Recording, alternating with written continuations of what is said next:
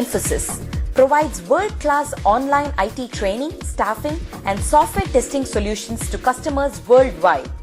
H2K Infosys, how we are different from our competitors. 100% job-oriented training, hands-on project work, cloud test lab, resume preparation and review, mock interviews, robust syllabus, one-time fee and lifetime access to classes, access to recorded sessions of live classes. H2K Infosys has won the trust of thousands of students worldwide. For a free demo class, visit us at h2kinfosys.com.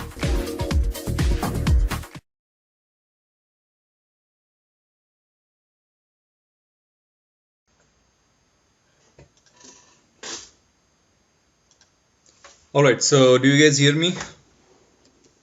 I think yes.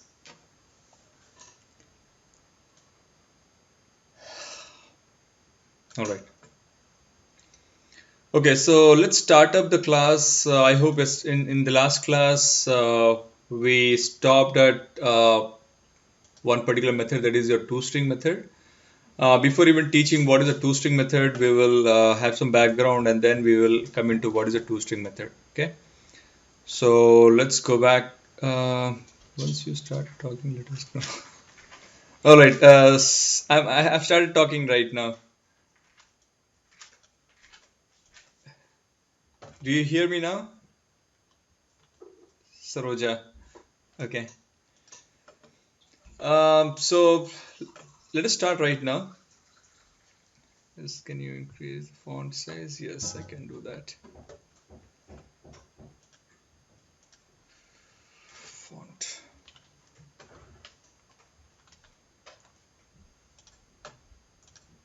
So for increasing the font, you have to go to your Windows preferences and then just type in font F1T. Click on this and text font, edit this, increase it. I think this is okay. Apply. Okay. All right. So yeah. Let's start talking about what is an overriding. Okay, so we have spoken about what is overloading, right? So that is what we spoke about when we spoke about the method. We spoke about what is the method overloading, constructor overloading, and even we spoke about the method overloading also, right?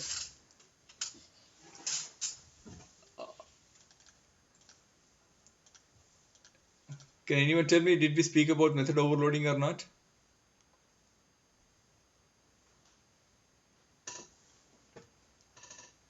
Can anyone tell me what is method overloading?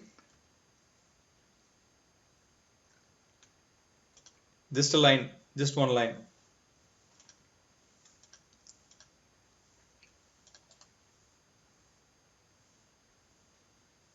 No answers? I don't see any answers. I want at least one line of code. What is method overloading? Right. Okay. Right. Okay.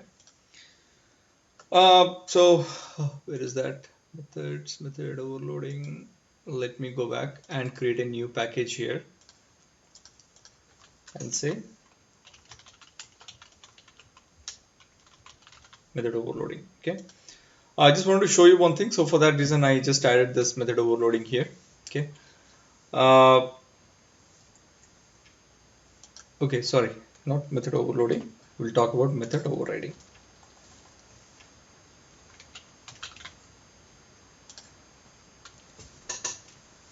Okay. Now, what is method overriding basically? Now, in the previous classes, we spoke about a method overloading wherein you have the same method name, right, with different signatures. And that is basically known as your method overloading. And the same thing goes for your constructor also, right? So let us see first what is your method overriding, okay? So in this case, what am I going to do is I'm going to create a class here. So let's say cat, okay?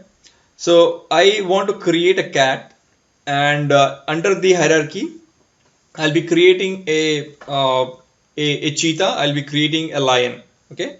And yeah, those two things I'll be creating, okay? So first let us create a cat, and in that cat you have got some properties. Let's say uh, string cat name, and you say int speed. Okay, so at what speed it runs, right? And depending on that, you say that you have a behavior also for that particular class, and for that reason you say public void print behavior. So I'm good here. I created a behavior also, and in this behavior I'm just going to say uh, sys out, and I'm going to say here I run fast.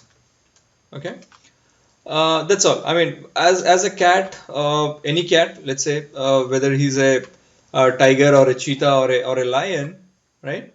So all the particular, that's the same different name with different name. Okay, so all the cats they run, all right?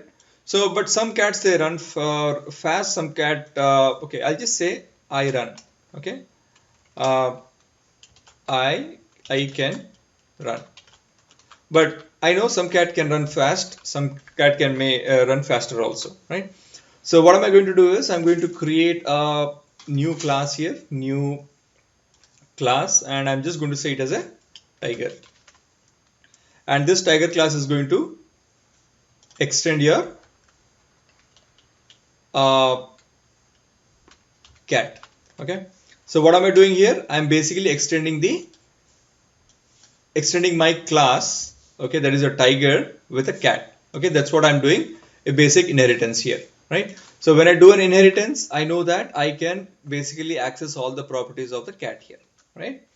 So apart from having a cat in the cat, it has got a cat name and the speed.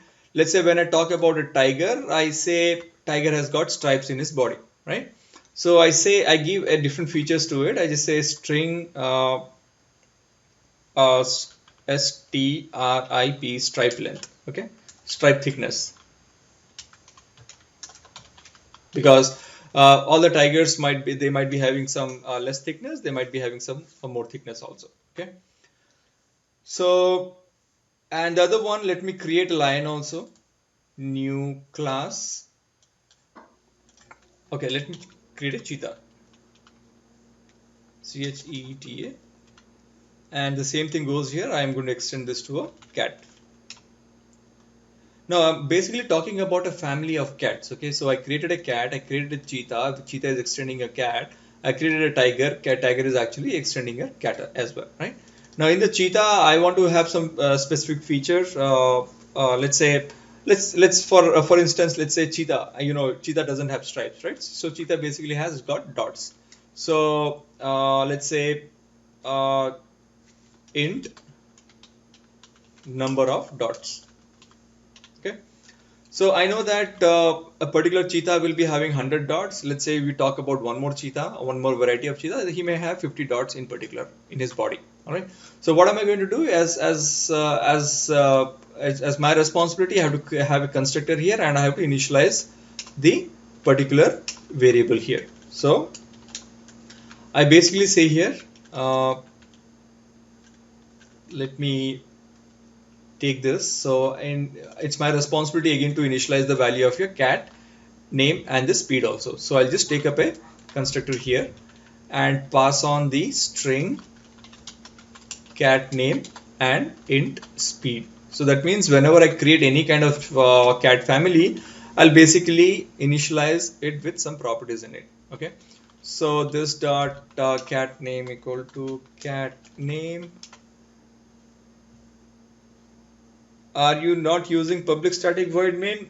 We will use that, okay, but not here. And this one is going to be this dot speed equals to speed. Okay, so with the help of this constructor, I'm going to initialize this particular cat. So as a cheetah, I'm going to say, let's say whoever creates a instance of a cheetah, he's going to say int number of dots. This is the first criteria, and the second one is copy the same thing here and paste it here. Okay, right? Otherwise, I'll just copy this and paste it in the front here. So whoever creates a cheetah, they have to create a cheetah with a name and the number of dots also, because when you talk about cheetah, you talk about the number of dots he has got. Okay, so here I'm going to say what it says basically. It says constructor cat is undefined, right? So okay, so what are we going to do here?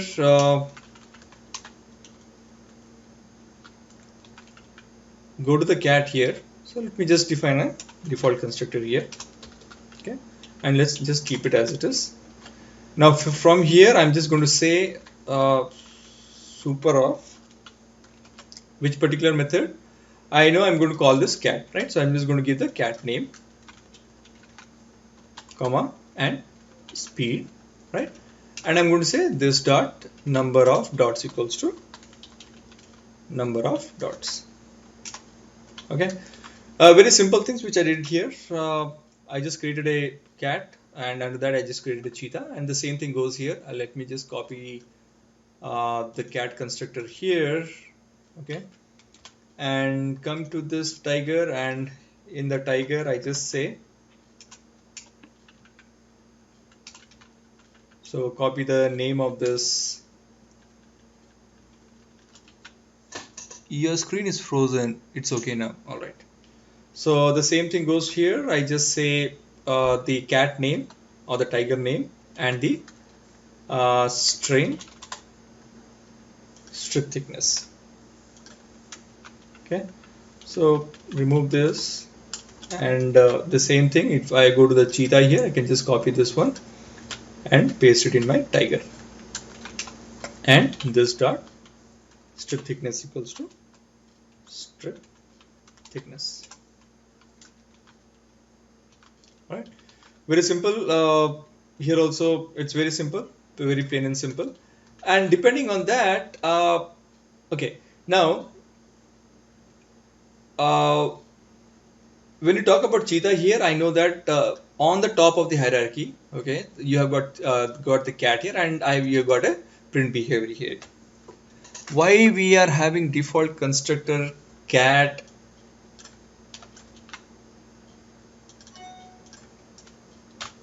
Doesn't matter here.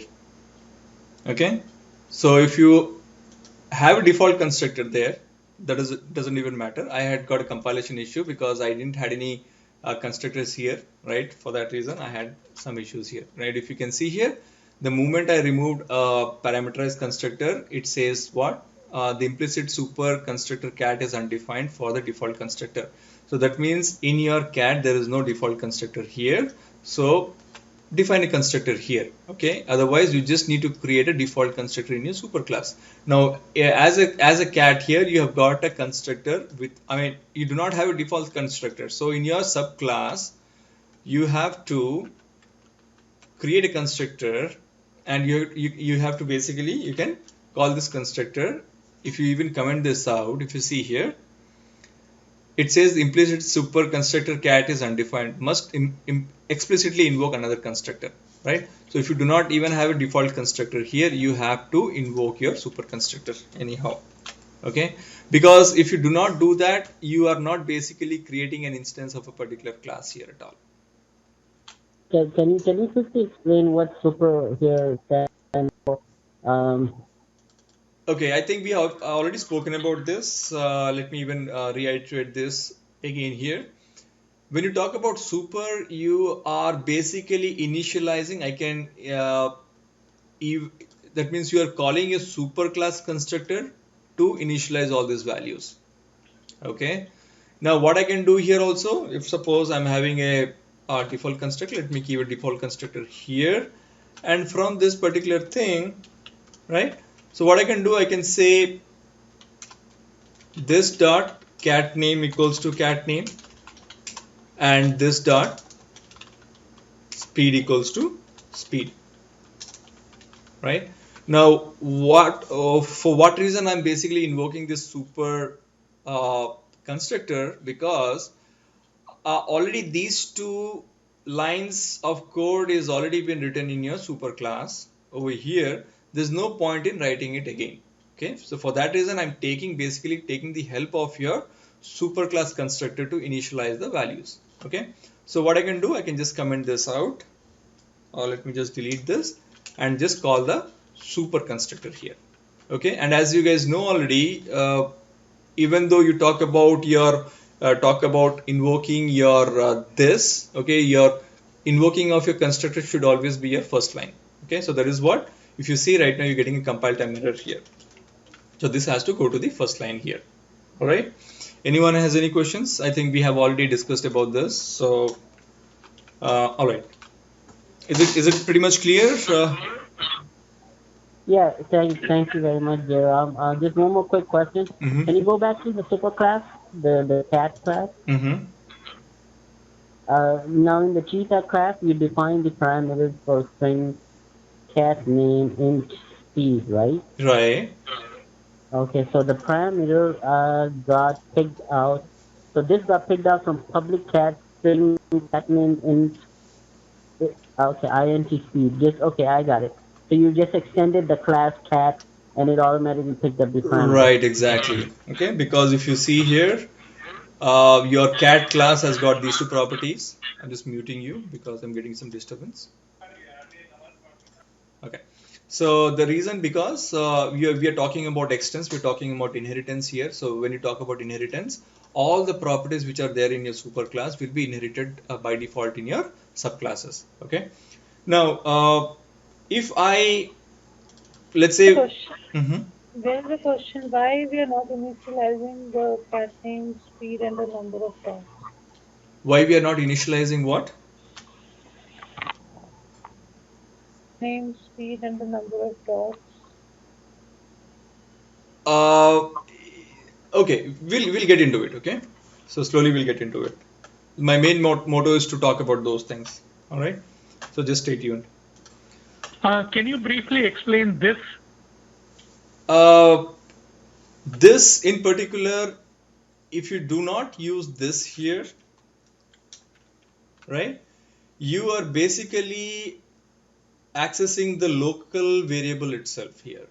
If you see, the color has been changed right now. That means whenever I call, let's say if I have a main method, I'll just remove this at the later point of time. If I say new cat, okay, and I just say the cat name as, let's say, cheetah, and the speed is, let's say, 100 miles per hour, right? So what happens, your main intention is, whenever you create an object of a cat, you want to create an object with a property cat name. So if I create two objects here, let's say this is your cheetah and this is your tiger, right? So my main objective is in your memory, MS Paint, in your memory you create two different objects, and each object has its own name. This is a tiger, this is a cheetah, right?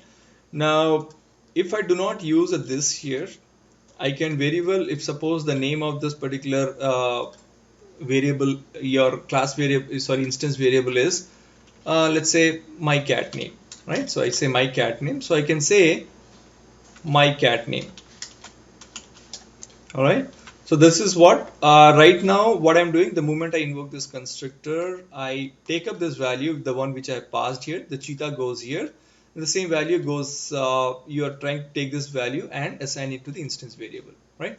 Now here the objective is I'm taking the same name here. So when I take the same name here, how does I make sure that I am not using the local variable here, right? So when I see this is a local variable, because it is inside this particular block of code itself. So in order to make sure that I initialize my instance variable properly, so I just say this dot cat name.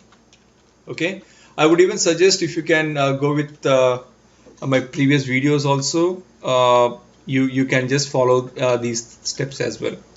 Okay, is this pretty much clear on what is this? So this is, I guess, is being put up in the memory, correct? Yes, it is put up in the memory. In a subclass such as tiger.java, what is this stand for? What does it stand for in subclass? Okay, So you're talking about what is the use of your tiger.java? Is it so? There's a question actually in the subclass such as tiger. What does it stand for? Okay. Anyways, also, how do we know that how many new objects can be created before the heap memory gets filled up? When you run your, okay, there's a question here. It says, how do we know that how many new objects can be created before the heap memory gets filled? Uh, See, I mean, whenever you run a particular virtual machine, you run with a particular memory in it. Okay.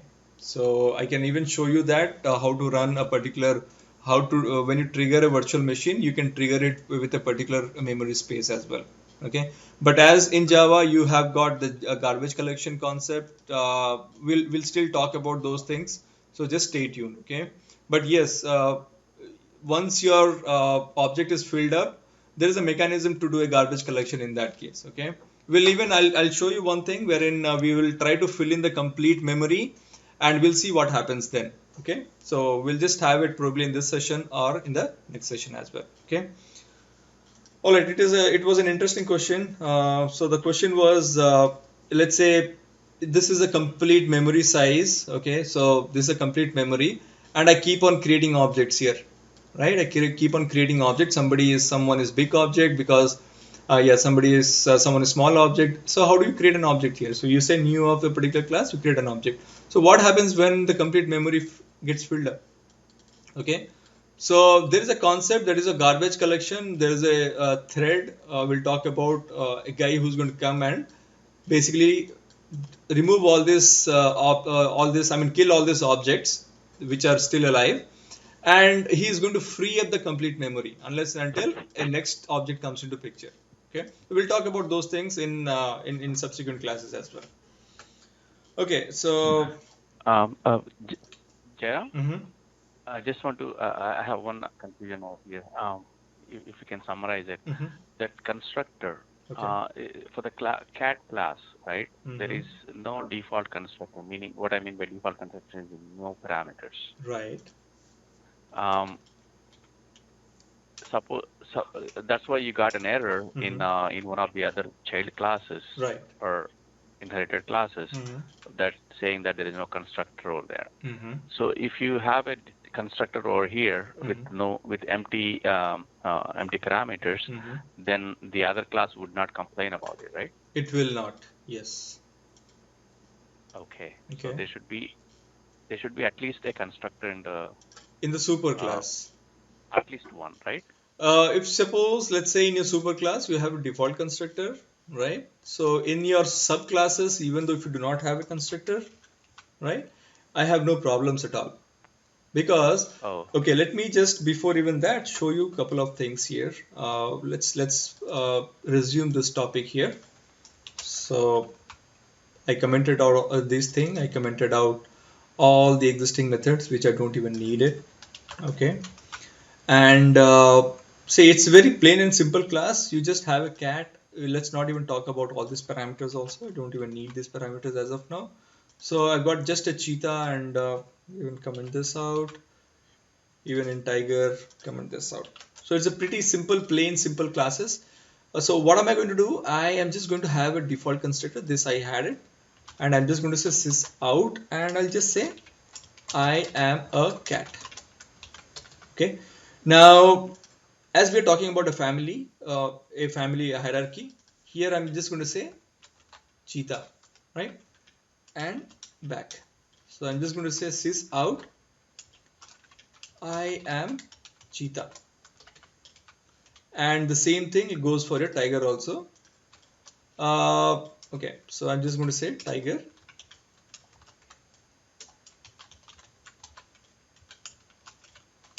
I am tiger.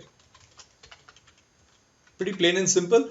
And let me even talk about one more hierarchy under your tiger also. Okay, so let me say as a Bengal tiger, right? So right click, new class, and let me say it as Bengal tiger, right?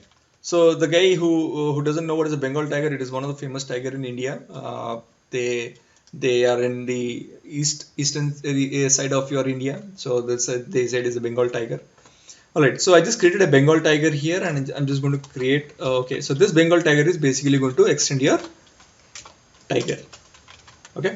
So there is one more hierarchy here. You have a Bengal tiger which extends your tiger, and tiger is basically extending your cat. Okay. Now here let me even have one more constructor, Bengal tiger as a constructor. Now let me just say sys out, and I am Bengal tiger. Okay. Now let me take one more class wherein I'll just create an instance of your Bengal tiger. That's all. So create a class, let's say a hunter. Okay, a hunter client, let's say. So in this I've got a main method, and we have already seen that under the same package itself I can create a class, and I can basically invoke create an instance of those objects. Okay, so here what am I going to do is I'm going to say Bengal tiger bt equals to new Bengal tiger. Okay, now let me just run this. Okay, even I don't need this reference. Even though without this reference also I can just work out. Okay, I'm just creating an instance of a particular class. So if I run this, I know that whenever I invoke this, basically it will come to this particular constructor of a Bengal tiger, and it is going to print I am a Bengal tiger. Anyone has any doubts on this? No? Okay. Now let me just run this particular program. Okay, right click, run as Java application. Now see what's happening here. Even before your constructor, this particular constructor is being invoked, what happens? It first invokes the superclass. I would request if no one is talking, please go into mute because this will be used in the recording. Okay. So you have a Bengal tiger. If you can see here, the Bengal tiger is coming into picture. Okay. Before Bengal tiger coming into picture, it is automatically invoking your tiger's constructor. So even before invoking a tiger constructor, your cat's constructor is getting invoked here. So what is the objective here? If you are in a hierarchy, the very first thing is the supermost object or supermost class constructors will be called. Okay, because unless and until see, if your parents are not born, I mean there is no existence of you, right? So the same thing here. If there is no existence of a tiger, then there is no existence of a cat family at all. So the very first thing, your cat family I mean the initialization happens, and then goes to your tiger, and then goes to your Bengal tiger. Okay, so that is the hierarchy here. Now what if I do not have a constructor here, right? Now if I do not have a constructor in my supermost, right, if you see here, I have no problems here at all. I do not get any compilation issues. Can anyone tell me why?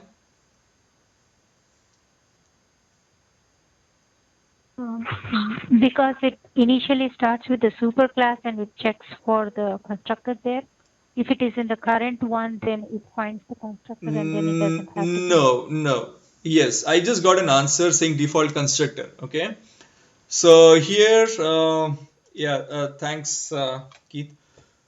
So the main objective is, if you see the cat.java, it by default, if you at all do not have any constructor, by default, it has got a default constructor in it.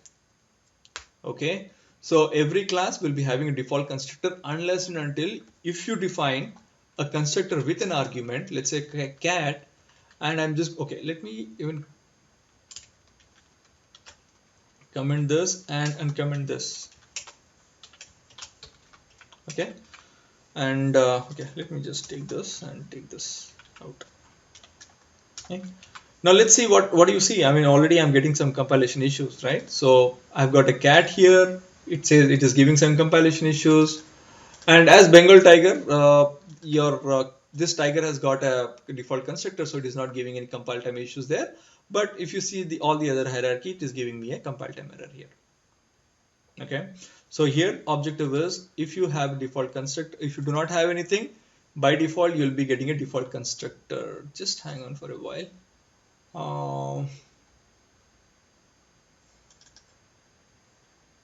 Where is that? Sorry.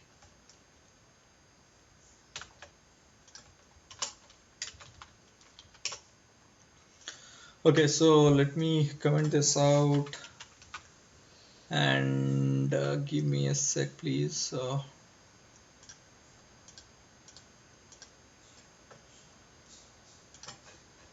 Okay, what is this package? Method overriding. Okay. All right, so let me open this and I'll show you. So as you know, I don't have anything, right? So there is nothing, everything is commented out, right? So I do not even have a default constructor also. Let me give me a sec here.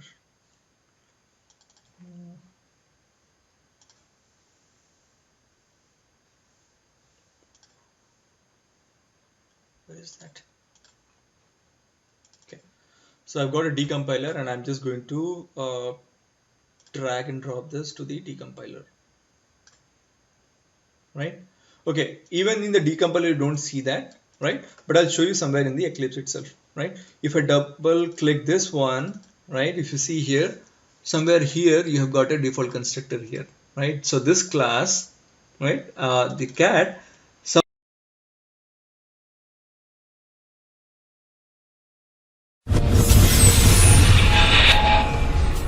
H2K Infosys provides world-class online IT training, staffing, and software testing solutions to customers worldwide. H2K Infosys, how we are different from our competitors. 100% job-oriented training, hands-on project work, cloud test lab, resume preparation and review, mock interviews, robust syllabus, one-time fee and lifetime access to classes, access to recorded sessions of live classes. H2K Infosys has won the trust of thousands of students worldwide. For a free demo class, visit us at h2kinfosys.com.